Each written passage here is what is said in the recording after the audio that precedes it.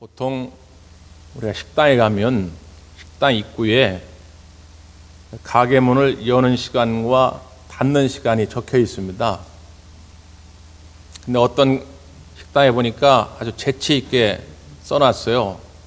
오전 9시 손님들이 설레이는 시간, 저녁 10시 직원들이 설레이는 시간 이렇게 해놨어요. 오전 9시는 문을 여는 시간이고 저녁 10시는 왜 직원들이 설렐까요? 퇴근하니까. 오늘 주일 오전 11시 누가 설레일까요? 여러분 설레이는 마음으로 이 시간 나오셨습니까? 보통 이제 교회 학교 우리 아동부 학생들을 위해서 달란트 시장이라는 걸 하거든요. 평소에 이제 출석하고 전도하고 요절 외우고 뭐 이러면은 달란트를 줍니다. 그때마다. 그럼 그걸 1년치 모아가지고 큰 시장을 열어요. 그럼 선생님들이 뭐 애들 좋아하는 떡볶이도 준비하고 뭐 어묵도 준비하고 뭐 과자 같은 것도 준비하고 또 필요한 뭐 문구류도 막 사다 놓고 막 그렇습니다. 돈을 많이 들여가지고 잔뜩 사다 놔요. 그런데 시간이 되었는데도 불구하고 아이들이 한 명도 오지 않습니다. 그러면 선생님들이 옳거니 잘됐다, 애들 안 왔으니까 돈 굳었네 하고 좋아할까요? 아니면 아이들이 오질 않아서 실망할까요? 실망하죠. 달란트 시장에 달란트를 가지고 와서 먹고 싶은 거 먹고 사고 싶은 거 사는 아이들에게도 설레이는 시간이지만 그거보다 더 그것을 준비하고 기다리는 선생님들에게도 매우 설레이는 시간입니다. 오늘 이 시간 여러분은 설레이는 마음으로 이 시간 나오셨다고 했는데 여러분 하나님이 이 시간을 얼마나 설레면서 기다리셨는지 아십니까? 하나님이 저 하늘의 신령한 복을 준비해 놓으시고 여러분에게 나눠주려고 기다리고 계신다고 하는 걸 여러분 아십니까? 주려고 기다리는데 안 오면 하나님이 얼마나 실망하시겠어요. 근데 오늘 이렇게 오셨으니까 바라기는 하나님이 예비하신 큰 은혜와 복을 누리시게 되기를 간절히 바랍니다. 성경은요 구약, 신약 이렇게 나뉘어집니다. 구약은 뭡니까? 오래된 약속이란 뜻입니다. 신약은요 새로운 약속이라고 하는 뜻이죠. 이게 이 성경은 하나님이 예비해 놓으신 약속의 선물 보따리입니다. 그런데 이게 다 가질 수 있는 건 아닙니다. 어떤 사람은 그 약속을 보고도 에이 그건 나하고 관계없어, 나는 관심이 없어, 내게는 이루어지지 않을 거야 이렇게 한다면 그건 아무 관계없는 그냥 공허한 메아리로 끝납니다.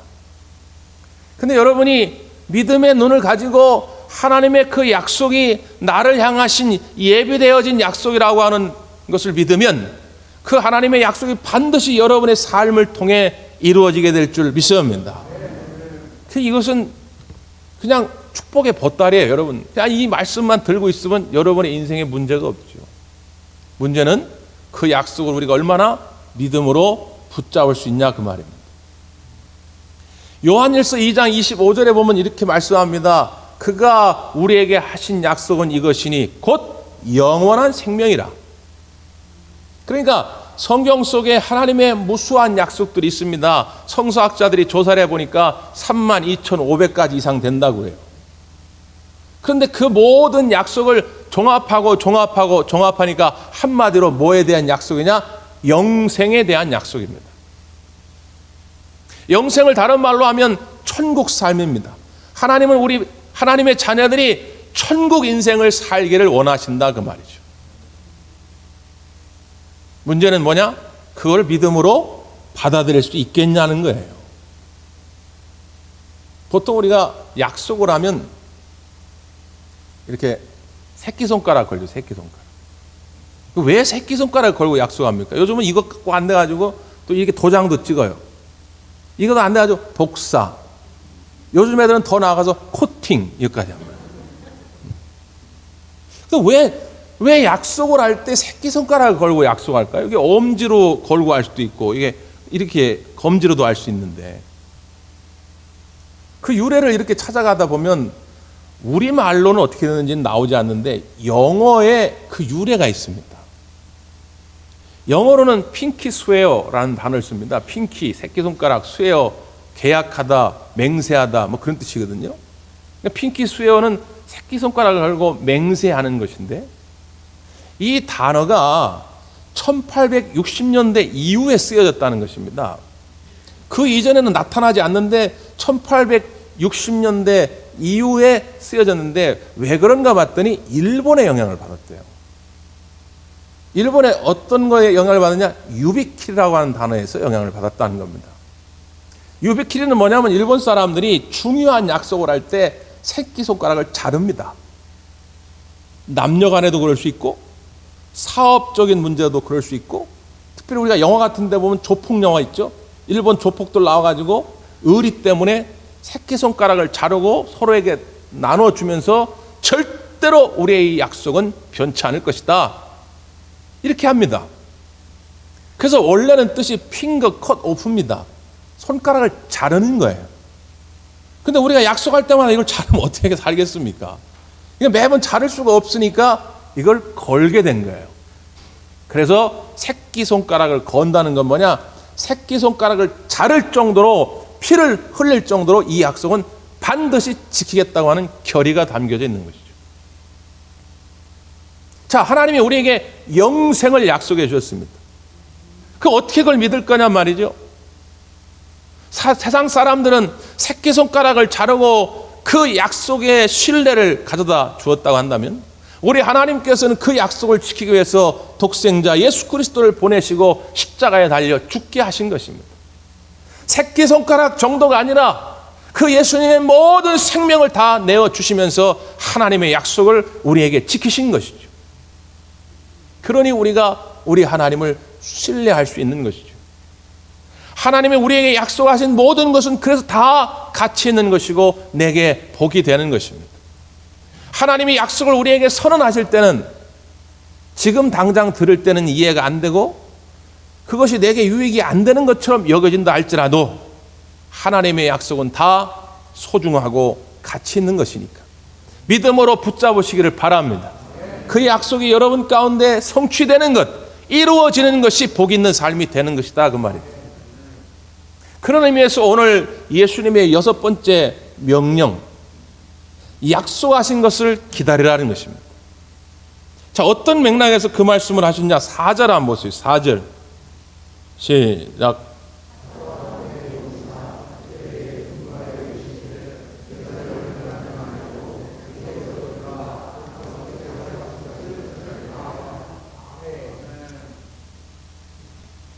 때는 언제냐면 예수님이 부활하시고 40일 동안 이 땅에서 제자들을 만납니다. 그리고 40일 동안 완전히 예수님의 사역을 끝내시고 이제는 승천하시기 직전입니다. 예수님이 하나님 보좌 우편으로 올라가시기 직전에 제자들에게 하신 명령이 뭐냐면 예루살렘을 떠나지 말고 이 약속하신 것을 기다리라는 것입니다.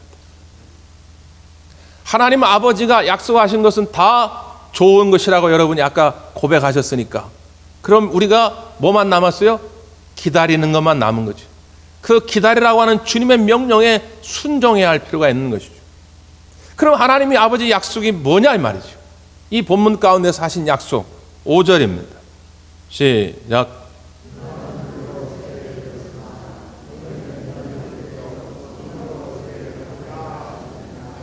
아멘. 뭘 약속하셨어요? 성령의 세례를 약속하셨습니다.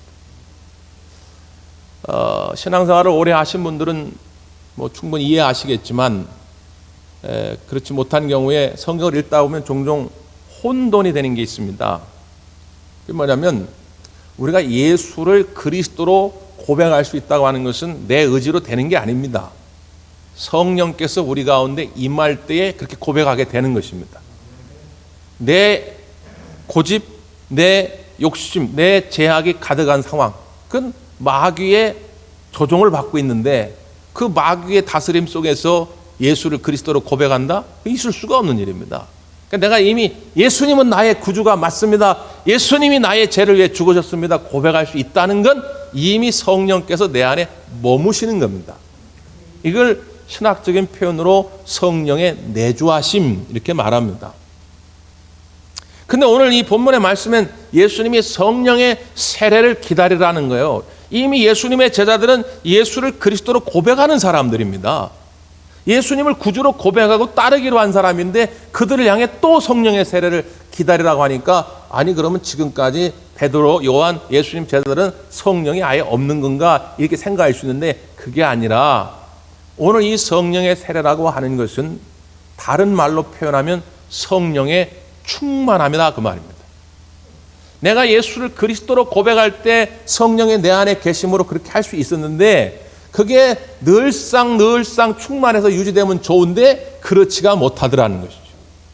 어떨 때는 성령이 충만해가지고 하나님과 가까이 머물면서 주님의 말씀에 순종하며 살지만 어떨 때는 성령이 소멸되어져 가지고 하나님 없는 인생처럼 산다는 거예요. 예수를 그리스도로 고백하긴 하는데 하나님과 멀어지고 교회랑 멀어지고 하나님의 사역과 멀어지면 그때는 성령이 소멸되어져 가고 있는 것이죠. 그래서 다시 한번 명하는 겁니다. 성령의 세례를 받으라. 성령의 충만함을 받으라는 것입니다. 사랑하는 우리 모든 대원 가족들, 오늘 이 성령 강림절 이 아침에 여러분 가운데 성령의 세례가 성령의 충만함이 있기를 간절히 바랍니다. 그것을 기다리라는 거예요. 성령님은 지금 여기 계십니다. 계신데 그걸 기다려 이 말은 성령님을 뜨겁게 사모하라는 것입니다. 목사가 신방 갔는데 문을 활짝 열어주면서 아이고 목사님 어서 오세요. 그러면서 반겨줘야 목사가 또 신방 가고 싶지. 가서 문을 두드려도 열어주지도 않고 문을 열긴 열었는데 아는 척도 안 하고 목사 왜 오셨어요? 아니 권사님 집에 신방 왔잖아요. 아 필요 없어요. 가세요. 아 그러면 그 목사가 그 집에 들어갈 수 있겠습니까? 성령님은 지금 여기 계시지만 나는 성령님 관계없어요. 제발 내 인생에 신경 좀 끄세요. 나는 내 뜻대로 살 테니까. 그러면 성령님이 하실 일이 없어요. 오늘 이 아침에 성령님 사모합니다. 성령님 환영합니다. 성령님 오시옵소서. 마음을 활짝 열고 구할 때 성령께서 여러분 가운데 충만히 임하실 줄 믿습니다. 그 왜 예수님께서 이 명령을 이토록 강조하셨을까요? 그 이유가 있죠. 자, 8절 한번 보세요. 8절. 시작.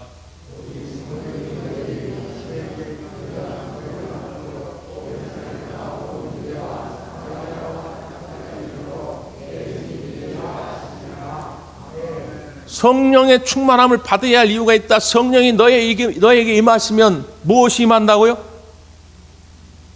무엇을 받는다고요? 권능을 받는다. 권능. 능력이 생긴다는 거예요. 성령의 충만함이 있어야 두려움을 이겨내고 담대함이 생기고 성령의 충만함이 있어야 슬픔을 벗어버리고 기쁨이 생기고 성령의 충만함이 있어야 염려, 걱정, 근심을 떨쳐버리고 기쁨과 감사로 충만해진다는 것입니다. 능력이 생긴다는 거예요. 제자들이 이 말씀에 순종해가지고 기다렸습니다. 오순절 날이 되었어요. 마가라는 사람의 다락방에 120명의 성도들이 모였습니다. 우리말 다락방으로 번역은 됐지만 우리 다락방은 좀 달라요. 이스라엘 사람들의 다락방은 좀 널찍합니다. 우리 예배당의 한 3분의 1 정도 돼요. 120명이 가득 채워져 가지고 성령의 세례만을 위해서 기도하는 가운데 성령이 임하게 되는 것이죠. 그때 어떤 일들이 벌어집니까? 자, 2장 1절에서 4절 말씀입니다. 2장 1절에서 4절 시작.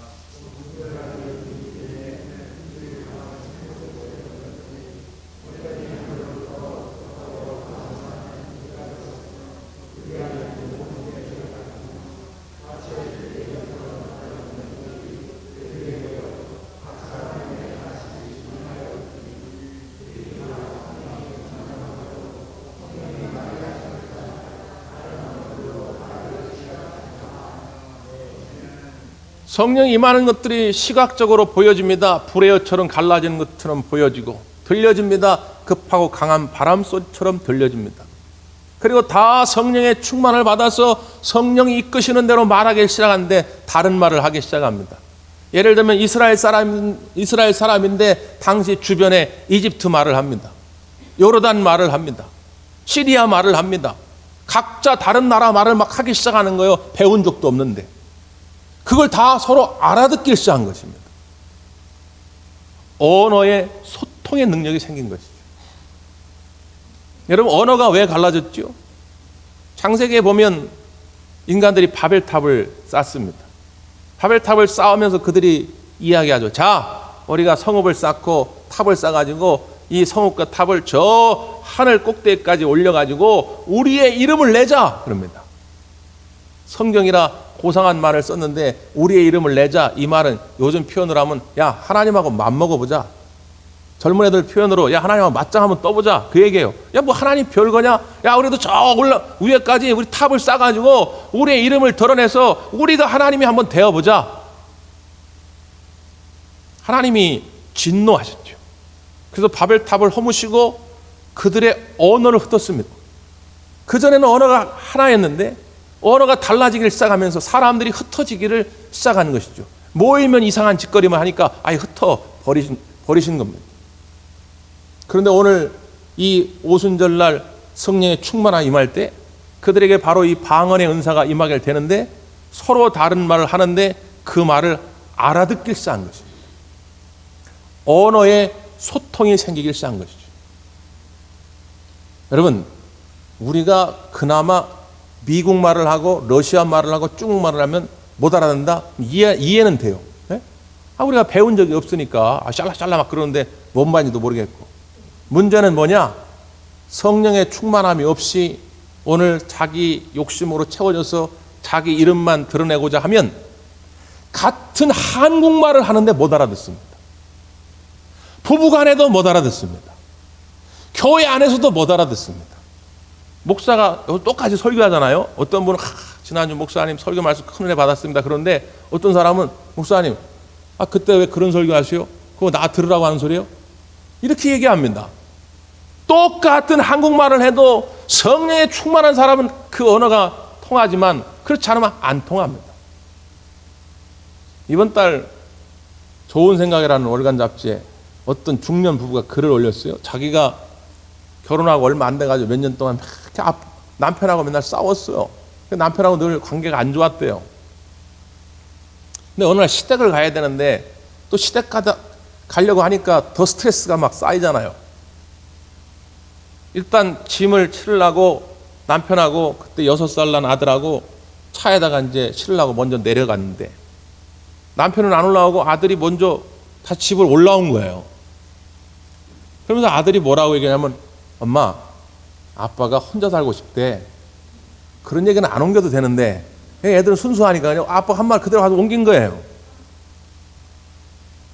그러니까 여기 엄마가 얼마나 화가 납니까? 그런 얘기를 말이지 어린애 앞에서 하니까 가뜩이나 요즘 분위기 냉랭해가지고 부부관계도 안 좋은데 그래서 아들한테 그런 얘기를 합니다. 그래? 야, 그럼 너 엄마랑 그냥 둘이 살까? 아빠는 그냥 혼자 살게 내버려 두고? 근데 이 어린 아들이 그때 그런 말을 합니다.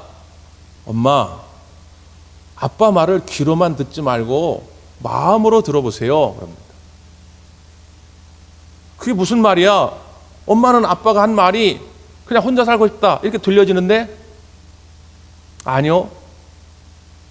제가 마음으로 듣기에는 아빠는 엄마랑 싸우고 싶지 않다는 얘기예요. 이 말에 큰 충격을 받게 됩니다. 아이는 그 마음을 듣고 있는데 왜 나는 못 들었을까? 여러분, 차라리 순진한 아이들은 하나님의 음성을 쉽게 듣습니다. 성령님이 주시는 그 음성을 따라 아이들은 쉽게 말합니다. 근데 우리 어른들은 너무 생각이 많아요. 그러니까 부부간에도 자꾸 자기 생각만 드러내고자 합니다. 그러니까 말이 안 통해요. 교회 안에서도 자꾸 자기 이름만 드러내고자 합니다. 말이 안 통합니다. 여러분, 우리 대광교회 성령이 충만해서 서로의 마음이 통해지기를 간절히 바랍니다. 여러분 가정에도 성령이 충만하셔서 부부간에, 부모와 자녀간에 서로의 마음이 통해지기를 간절히 바랍니다. 이렇게 성령의 충만함이 그들 가운데 임하게 될 때 베드로가 이제는 마가의 다락방 문을 박차고 나와가지고 세상 사람들 향해서 담대하게 주의 복음을 전하기를 시작합니다. 그때 이런 말씀을 해요. 바로 2장 뒷부분입니다. 17절. 2장 17절. 시작.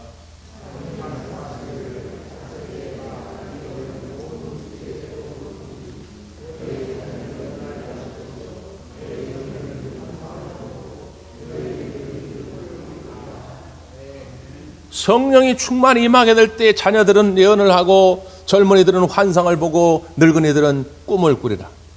서로 다른 표현이지만 한마디로 이야기해서 비전을 갖게 된다는 것이죠. 성령의 충만함이 임하기 전에는 모든 것이 다 핑계거리입니다. 나는 젊어서 못해요. 나이가 어려서 못해요. 경험이 없어서 못해요. 나는 나이가 많아서 못해요. 늙어서 못해요. 병들어서 못해요. 기운이 없어서 못해요. 난 가난해서 못해요. 돈이 없어서 못해요. 여유가 없어서 못해요. 나는 돈이 아까워서 못해요. 그럴 만한 시간이 없어서 못해요.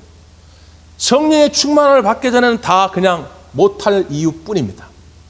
그런데 성령의 충만함이 임하니까 젊은이나 늙은이나 가난한 자나 부유한 자나 건강한 자나 병든 자나 상관없이 모두가 다 꿈을 꾸더라는 것입니다.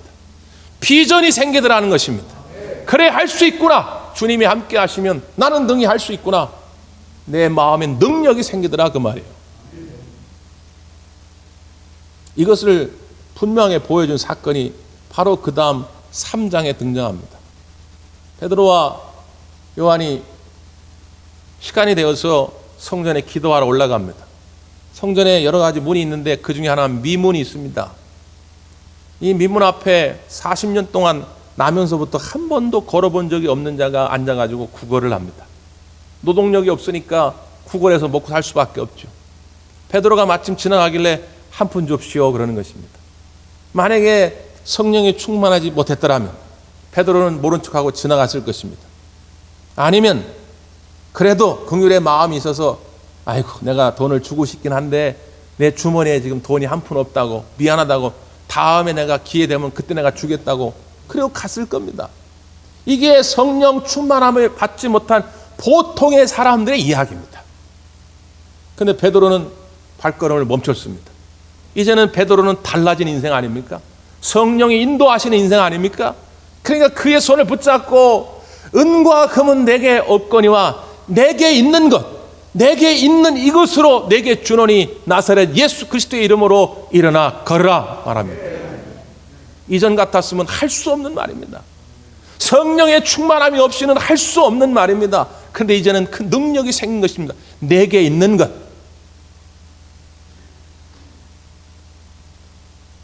오늘 다하라 요네코라고 하는 일본 여인이 우리에게 주는 교훈이 있는데, 다하라 요네코라고 하는 이 여인이 18살에 엄마가 뇌출혈로 죽습니다. 삶의 해이가 와요. 의지할 곳도 없습니다. 그래서 스스로 목숨을 끊기로 생각합니다. 달려오는 전동차에 뛰어듭니다. 죽은 줄 알았는데 깨어나 보니까 병실입니다. 두 다리가 잘렸습니다. 왼팔이 잘렸습니다. 오른팔만 남았는데 오른팔의 손가락 중에 두 손가락이 잘렸습니다.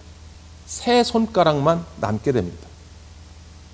두 다리도 없고 한 팔도 없고 나머지 세 손가락 가지고 살 용기가 없죠. 그래서 병원에서도 몇 번 죽을 시도합니다. 그러나 그 세 손가락 갖고 죽기도 쉽지가 않아요. 그런데 그 병실에 맥클레이 선교사가 전도를 하러 다닙니다. 그리고 그 맥클레이 선교사의 통역을 담당하는 아키도시라고 하는 젊은이가 있었습니다. 선교사를 꿈꾸던 사람입니다. 그들의 간절한 권면에 마음을 열고 복음을 받아들입니다. 그리고 그 선교사 일행이 준 성경책을 읽다가 고린도후서 5장 17절 말씀, 그런즉 누구든지 그리스도 안에 있으면 새로운 피조물이라 이전 것은 지나갔으니 보라 새 것이 되었다. 이 말씀에 큰 은혜와 도전을 받습니다. 그래, 나도 이제 예수 그리스도 안에서 새로운 피조물이다, 새로운 인생이다 결단합니다.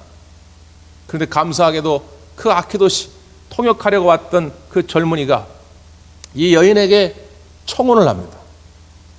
처음에는 물론 거절했지만 나중에는 받아들이게 돼서 결혼을 하게 되고 아이도 낳고 가정을 꾸리게 됩니다. 그리고 목회자 부부가 되어서 정말 어려운 사람들을 찾아가서 자기의 경험을 들려주면서 위로하고 그들을 주님께로 인도합니다. 그의 삶, 그의 신앙을 담은 간증집이 한 10여 년 전 발간됐는데 그의 제목을 뭐라고 해놨냐면 산다는 것이 황홀하다. 책이 나오고 150만 부 이상 팔린 베스트셀러가 됐습니다. 그는 그 책에서 주님을 만난 후에 이렇게 고백합니다. 내게는 손가락이 3개나 있습니다. 주님의 영이 함께하기 전에는 두 다리, 두 팔 다 멀쩡해도 그것이 있다라고 생각을 못했습니다. 그것이 내게 감사할 조건이라고 생각하지 못했습니다. 그러나 주의 영이 그와 함께할 때 세 손가락 그것조차도 하나님이 주신 큰 능력임을 깨닫게 된 것이죠. 여러분 가운데 성령이 충만하기를 바랍니다. 그럼 인생이 달라집니다. 오늘 베드로의 손을 붙잡았던 이 나면서부터 걷지 못했던 자, 믿음으로 그 손을 붙잡을 때에 성령의 충만함이 그에게도 전가됩니다. 하나님의 능력이 그에게 임하게 될 때 그가 일어나게 되죠. 그러면 성경은 말합니다. 걸으며 뛰며 하나님을 찬송하게 되었다는 것입니다. 그 이전까지는 늘 불평에 찌든 삶 아닙니까? 왜 내 인생이 이렇게 됐을까? 에? 이거 엄마가 나를 잘못 낳아서 그런가? 왜 나 40년 동안 걷지도 못하는 이런 거지 인생이 됐나? 그랬던 사람이 이제는 주의 영을 만나고 하나님을 찬송하는 삶이 되었다는 것입니다. 오늘 성령이 여러분 가운데 충만하셔서 여러분 마음속에 오직 기쁨과 찬송이 넘치게 되기를 간절히 바랍니다. 기도하겠습니다.